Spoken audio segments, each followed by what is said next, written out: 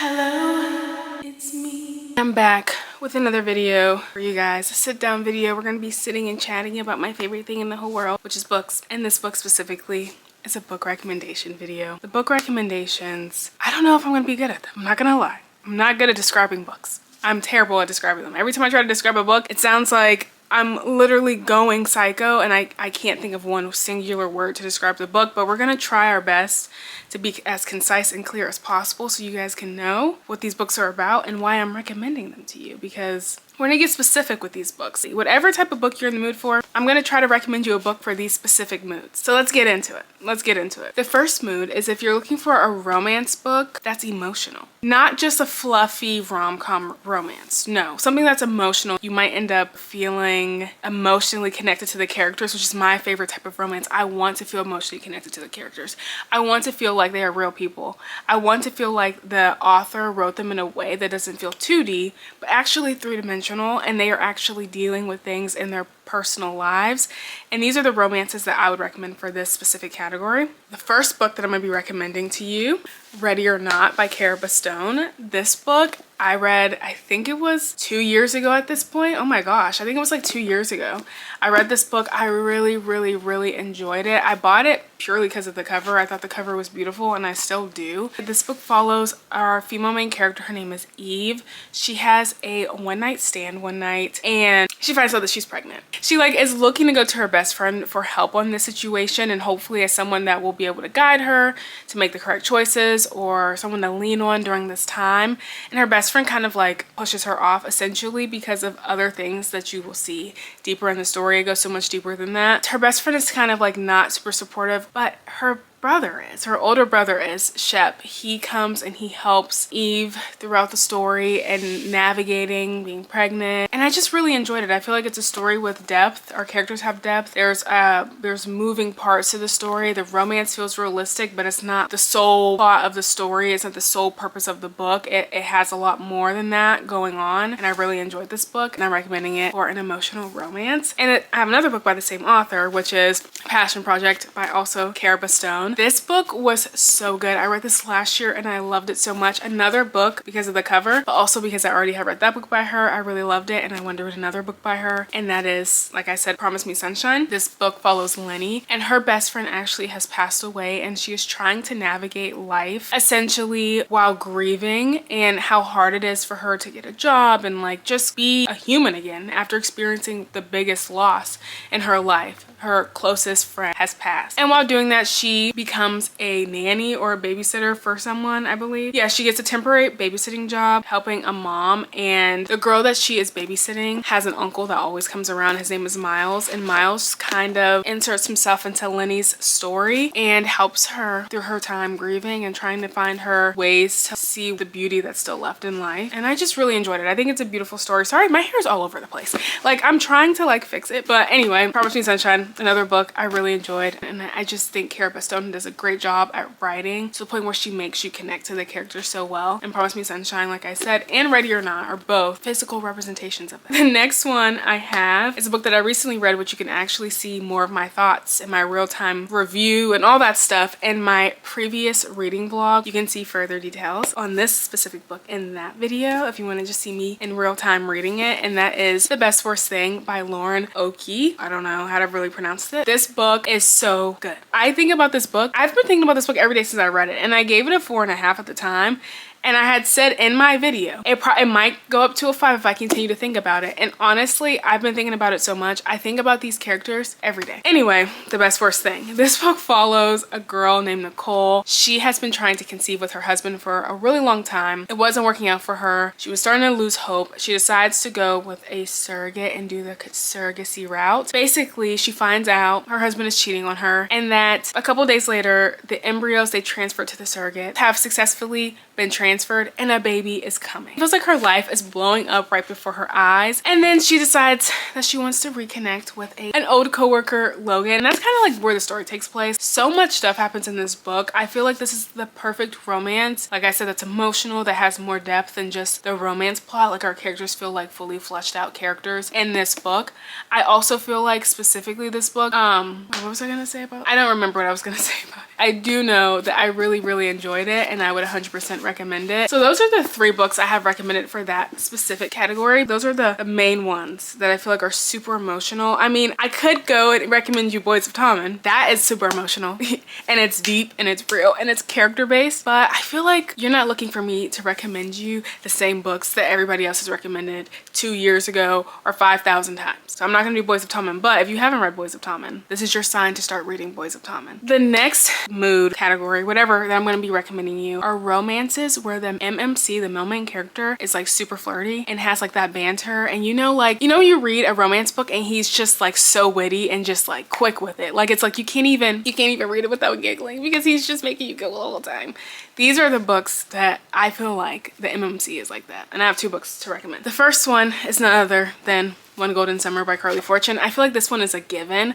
It's either One Golden Summer or Play Along. Those 2 books people are recommending for that type of MMC, but like One Golden Summer is like my favorite. I have to recommend it to you because I love this book. I gave this book a 5-star the first time I read it and I really want to reread it this summer, but I feel like it's a perfect time to read it now because we're trying to escape the winter blues and it just keeps on snowing. It just keeps on snowing. Like here in Indiana, you guys, it was literally 70 degrees last week. I'm looking out my window right now. I'm seeing flurries in the air. We're trying to escape that winter blues, and there's no better escapism than reading a book, specifically this one that takes place in a small coastal town. This one follows Alice, and she was like a teenager. She took these pictures of these teenagers on this yellow boat, and it's always been a photo that she has loved. It always made her feel like she wanted that. She wanted to have that type of carefree nature, but she's always been the person that's behind the scenes taking the picture. And she decides to visit her grandma, and she lives in this small beach town, and that's how we get introduced to Charlie, and Charlie is actually one of people who were in the picture.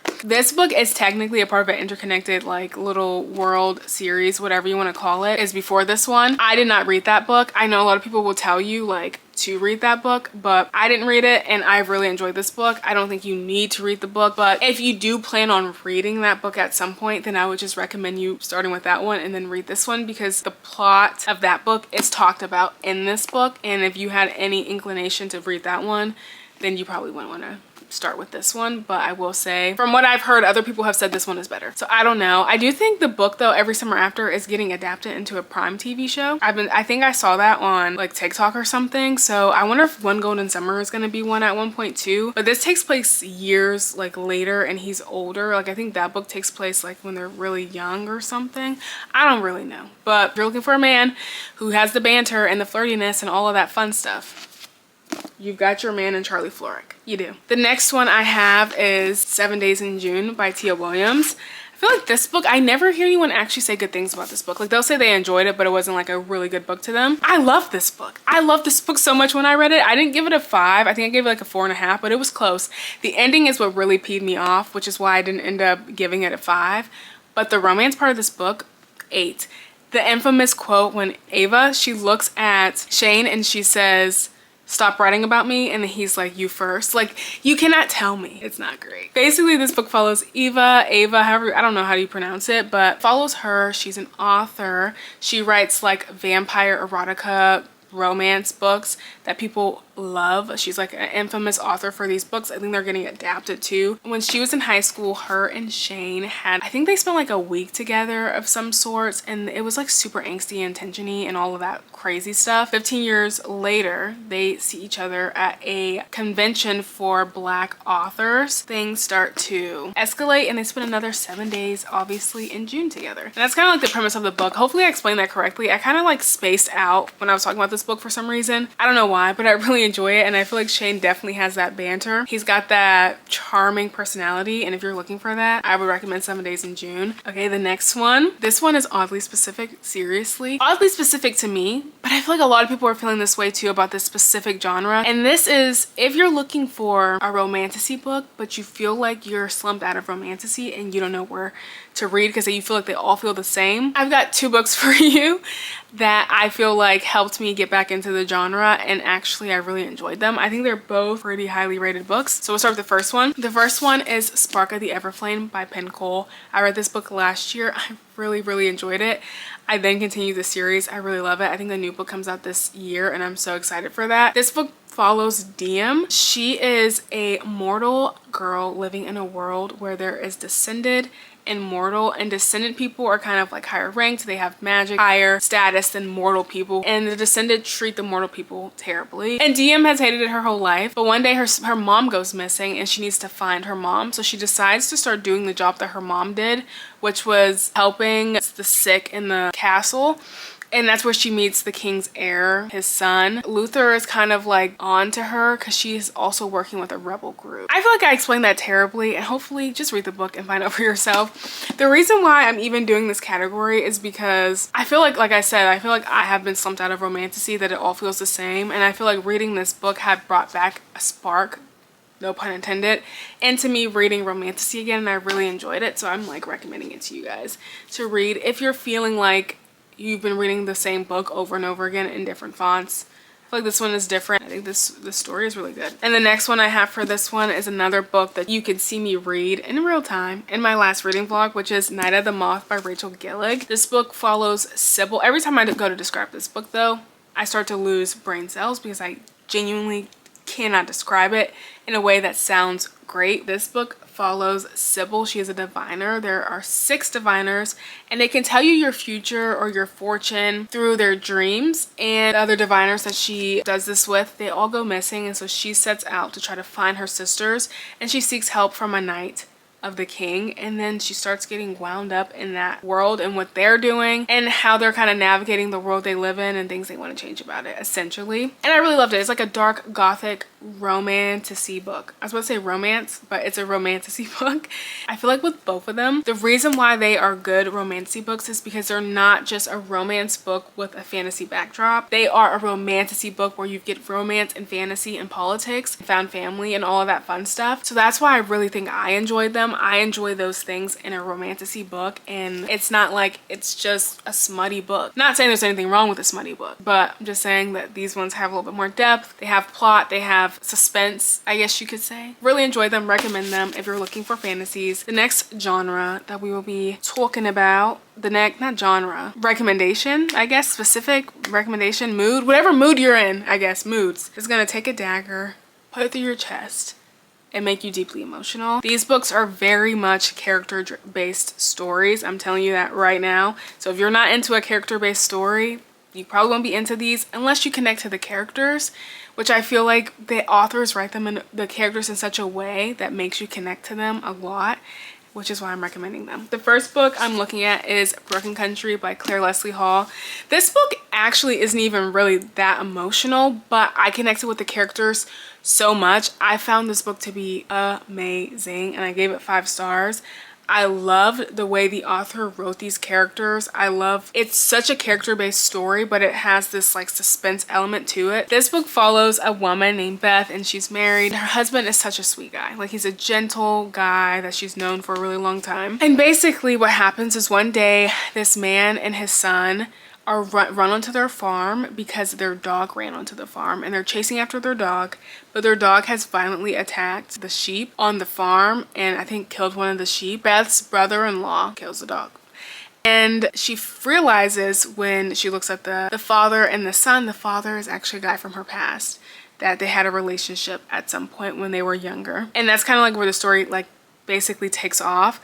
There is a like suspense mystery subplot to this book that I found to be so good, and I really loved it. The next one I have is The Bright Years by Sarah DeMoff, which I feel like everybody has talked about this book 5,000 times, but I'm just gonna be the 5,001 time, and that is because the book is good. It just is good.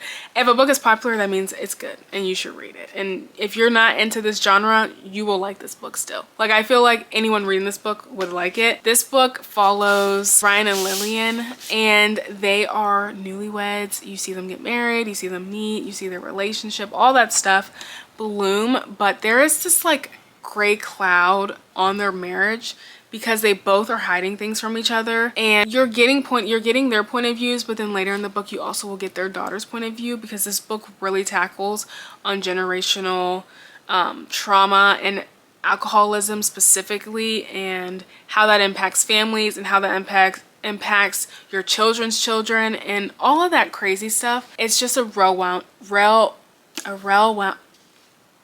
a well-rounded story that follows these characters and their life, and it just feels super realistic. Like if someone told me this was a true story, I would 100% believe them. They feel like real people. It probably feels like real people because this is probably someone's story and the way that their life has unfolded, and it's emotional. Every word I read, my heart was breaking a little bit more. The next one is actually one of my 5-star reads of the year, which I'm not gonna go, like I said, too much in detail on this because it will be talked about in a wrap-up very soon. The Correspondent by Virginia Evans is a book that I read this year. It's emotional, and I feel like this is another book that people have been talking about a lot on the internet recently. I'm just gonna talk about it again because if you haven't read it, you need to. But this follows Sybil, and you're getting her life and basically her story through correspondence. She loves to send mail to people, and so you're getting the letters that she sends out, but you're also getting the letters that she receives. There's some emails mixed in there too that are very funny, and like Sybil's a character. She's funny.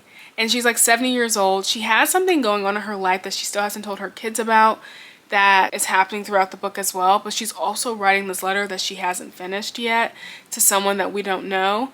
And you're getting snippets of that letter as well, and what basically happened to her to make her basically a recluse. Like she doesn't like to leave her house. Her kids live out of the country. She doesn't want to visit them. And so it's kind of like where the story is at. I really can't explain too much about it because there's not really much of a plot. It's just vibes, and the book is only told through the correspondence, so you only are getting the letters. There is not like any dialogue or anything like that. It's emotional, made me cry. There's a quote in this book that I think about every day that I'm not gonna say because I low-key feel like it might be spoiling. And then the last book I have for this category is None Other Than Beartown by Frederick Bachman. This book wrecked me emotionally. I love this book so much. This book at its core is about hockey, and that's just as much as people can really say about this book. Like I know it has to be so annoying to only hear people say like this book is about a town that's obsessed with hockey, but it really is about a town that's obsessed with hockey, and they're relying on their high school hockey team to bring their town back to the notoriety they had once before, because the town is dying. People are leaving. They don't have much left there, and the hockey team could bring them the fame they once had. Something does happen in this book that kind of changes the trajectory of the town and everything that they stood for in a way. Frederick Bachman is just an amazing writer. I literally I follow him on Instagram. He posts on Instagram and he like writes a paragraph caption, and I'm reading the caption. And they're always so beautifully written because he's an amazing author. So I will even read his captions on Instagram. I do read them and enjoy them. The next category I have, which is actually the second to last one, is books that are like historical fiction. And the first book is none other than one of the best books that came out of 2025. Take your guess right now what you think I'm about to get. Just take a guess. Do you have it locked in? Atmosphere by Taylor Jenkins Reid. This book is everything to me. I literally remember finishing it the day that Wicked for Good came out. I finished the book and then I went straight to the movies, and I was like kind of emotionally wrecked because I just finished that, and then I went to the movies to see Wicked for Good, and I was emotionally wrecked after that. But we're not gonna get into too much detail about that. It's just a great story all in all. This book follows Joan, and she's an aspiring astronaut. She wants to work for NASA. She wants to go to space, and they have launched a program where she could do that. Basically throughout the whole book, you're following her working towards being an astronaut and the connections she makes in the program to become an astronaut. Her exploration of her sexuality is a main point of this book too, trying to be comfortable with herself. Also, there's a relationship she has with her niece that is very important and prominent in the story as well. You're also following this love that she has for space and the stars and the world. And I feel like Joan, our FMC in this book, really is a humble woman who just loves humanity. Something about that was just so beautiful to me. I genuinely read this and thought it's a love story, and it says Atmosphere a love story, but Taylor Jenkins Reid really knew what she was doing when she put Atmosphere a love story, because it's a love story. The next one is another book that I don't really hear a lot of people talk about, but I really enjoyed this book when I read it. Lovely War. This book I read 2 years ago now. It was actually my first 5-star of 2024. And I read it in September. This book follows multiple characters, Hazel James, Aubrey, and Colette during World War I and World War II. And the story is told from the gods' perspective. So you get like Persephone, Ares, Apollo. I can't really remember all of the gods that are in the story, but they're telling you the story of these human characters in the war. So it's like historical fiction, but it kind of has a little bit of like a fantasy plot to it, or magical realism plot. I don't really know what you want to call that. There is a little bit of romance in it, but there's also a lot of emotional depth, and it's happening during a time that is sadness and very solemn. And like I said, if you guys ever have any recommendations that are like this book, that are historical romance kind of, please give them to me, because this book I think about all the time and I have not been able to find another book that's like this. Now we're going into the very last category and the very last book, and that is if you're in the mood for a nonfiction. Hey, said no one ever. I don't even like nonfiction. I wouldn't even like, I mean, I thought I didn't like nonfiction until I read this nonfiction, but I have never been the type of person who's like, let me recommend, like, let me go to the nonfiction section at the bookstore. I've never said that, but this book